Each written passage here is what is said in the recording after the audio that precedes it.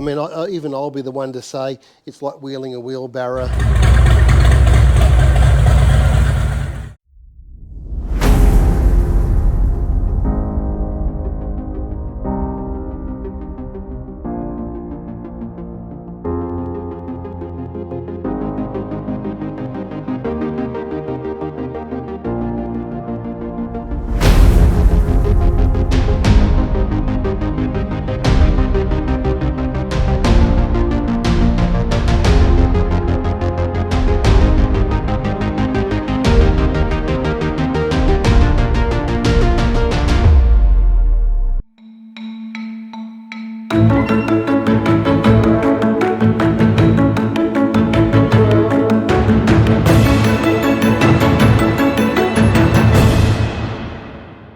Hi, I'm Pottsy and welcome back to Kazimoto. We've got Leanne over here. We've changed bikes. Back where we belong. We've had a little bit of a hiatus out at riding other brands for a couple of years. Situation here in Australia is bikes are in run out. It was a great deal. Couldn't pass it up. I thought the time was right. Road Glide. Why Road Glide? Ultimately, we looked at a couple of bikes and to come back to the Harley Davidson brand, and I've still got my other Harley Davidsons. We looked at possibly doing a Ultra. The only reason I didn't go for an Ultra is it's a bit like what was wrong with my previous bike. When the passenger's on, the top box is full. When that centre of gravity gets a little bit higher than it should do, becomes a little bit unstable and a bit hard to hold up.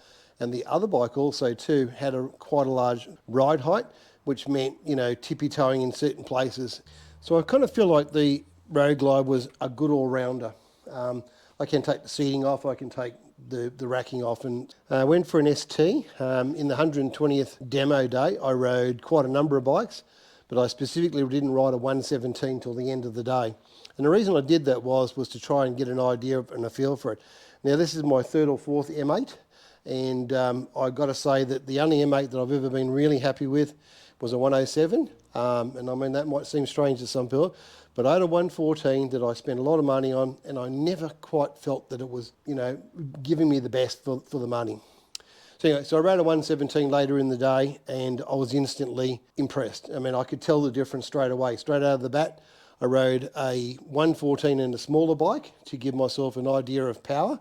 I rode a 114 in an Ultra Limited, and then I rode the 117, and I was instantly, right, okay, I'd like to buy a 117.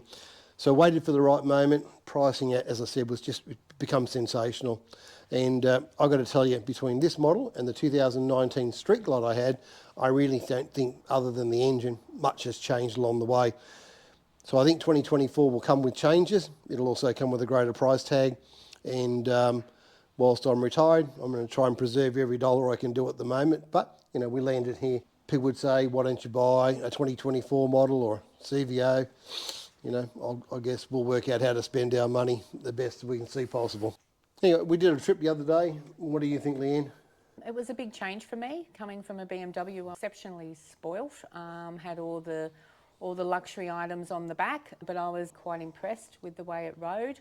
I had to adjust myself a little bit. I had a little bit more room on the BMW.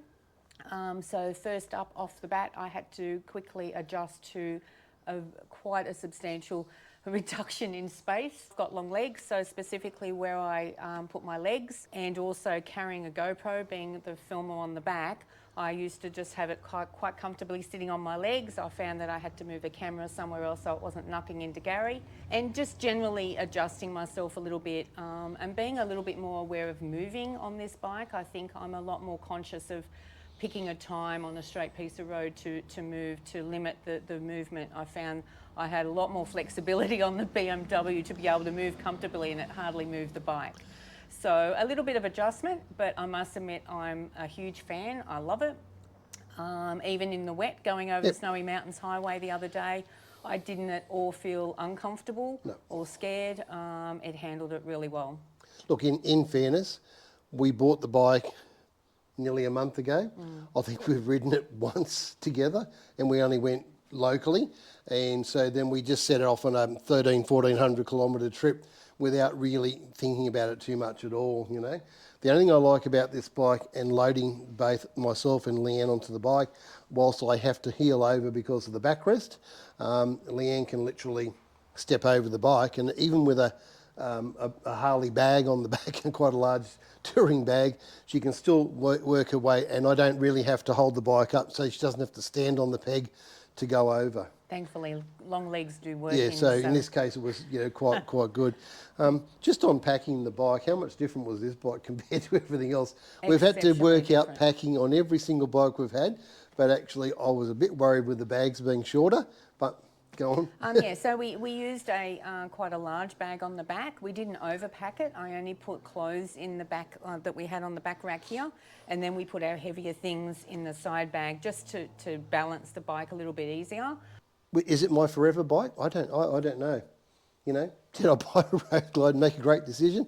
I'll let you know. I think from a social aspect, when I ride with a group of other guys, I can at least use this as a touring bike. I can save my other bike when from the wear and tear. Where the other bike, I didn't have that option to use it in that situation, and I knew that when I bought it. But this sort of, I guess, completes the picture for us and for me totally.